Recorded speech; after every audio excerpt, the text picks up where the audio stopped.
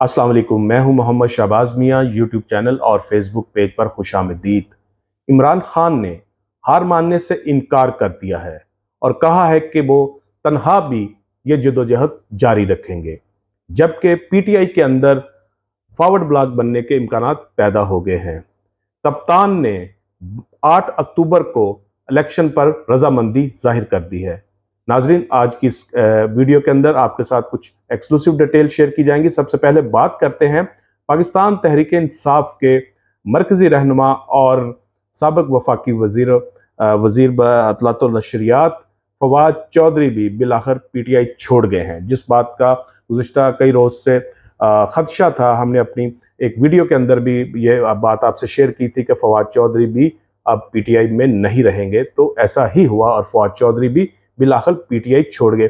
ये कोई पहली जमात नहीं है जो फवाद चौधरी ने छोड़ी है। अगर फवाद चौधरी की बात करें उनके गुज़िश्ता 15 साल जो सियासी कैरियर है उस हवाले से, तो ये उनकी चौथी जमात है जो पाकिस्तान तहरीक इंसाफ उन्होंने खैर बात कही है। यानी ये उनके लिए कोई नई बात नहीं है, कोई बहुत बड़ी बात नहीं है। 2016 के अंदर वो तहरीक इंसाफ का हिस्सा बने और 2018 में वो जेलम से एमएनए का इलेक्शन जीते पीटीआई की टिकट से, और उसके बाद फिर वफाकी वजीर भी रहे, लेकिन वो भी कप्तान को छोड़ गए हैं और प्रेशर बर्दाश्त नहीं कर सके।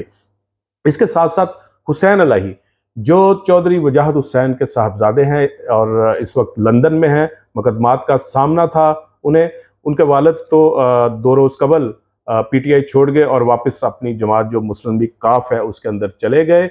और आज हुसैन इलाही ने भी जो पीटीआई के साथ अपना इत्तेहाद ख़त्म कर दिया। तो इस तरह अब फिर चौधरी परवेज़ इलाही और मोनस इलाही सिर्फ वह 2 शख्सियात बाप बेटा बचे हैं जो इस वक्त भी तहरीक इंसाफ के साथ हैं और इमरान खान के साथ खड़े हैं। अब बात करते हैं पीटीआई के सेक्रेटरी जनरल असद उमर की, जिन्होंने 15 रोज जेल में काटे और कई मुकदमात का सामना किया। उन्होंने पार्टी ओहदे से रिजाइन किया है। उन्होंने बहरहाल असद उमर ने ग्रेस दिखाई है और उन्होंने पीटीआई से जो है वो फारिग नहीं हुए, पीटीआई से अलग नहीं हुए, पाकिस्तान तहरीक इंसाफ का हिस्सा हैं, लेकिन उन्होंने बतौर सेक्रेटरी जनरल मुस्तफ़ी होने का ऐलान किया है और उन्होंने कुछ अहम बातें भी की हैं।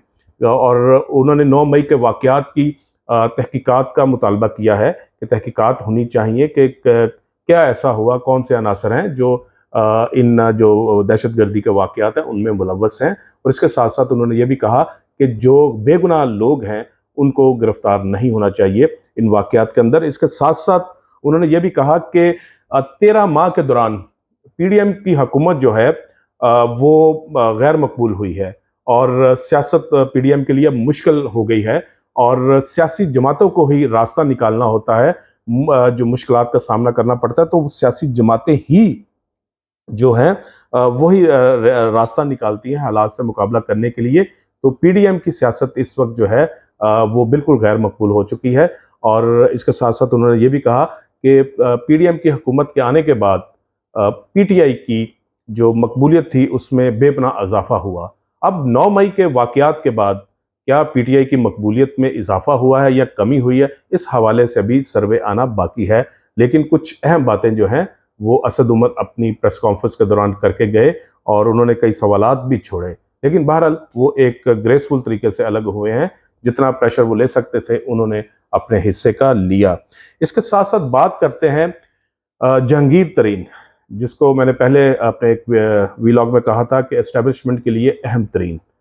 जहांगीर तरीन जो हैं वो गुज़िश्ता 1 हफ्ते से बहुत सरगर्म है। लाहौर के अंदर उन्होंने अपना सियासी दफ्तर भी कायम कर लिया है और 1 हफ्ते के दौरान 20 से ज़्यादा अहम सियासी शख्सियात जो हैं वो उनके साथ मुलाकात कर चुकी हैं और मुस्तकबिल की जो सियासत है वो किस तरह करनी है, किस ग्रुप की शक्ल में करनी है, ख़ास तौर पर जो जनूबी पंजाब से ताल्लुक़ रखने वाले जो इलेक्टेबल्स हैं, इलेक्टेबल्स जिनको कहा जाता है, उसमें एमएनए एमपीएस पीटीआई के ख़ास तौर पे जो बड़ी तादाद में हैं वो उनके साथ राब्तों में हैं। और इसके साथ साथ जो अब इस वक्त पार्टी छोड़ रहे हैं जैसे फवाद चौधरी हैं या इसके साथ साथ फयाजुल हसन चौहान हैं, ये लोग भी अब राब्ते में आगे हैं जहांगीर तरीन के साथ। और आने वाले दिनों में पीटीआई के अंदर फॉरवर्ड ब्लॉक बनता हुआ दिखाई दे रहा है, क्योंकि पीटीआई के तमाम लीडर्स, तमाम एमएनए, एमपीएस और टिकट होल्डर तो पीटीआई नहीं छोड़ेंगे, क्योंकि सब के ऊपर तो मुकदमात नहीं है, सब 9 मई के वाकयात में मुलवस नहीं है।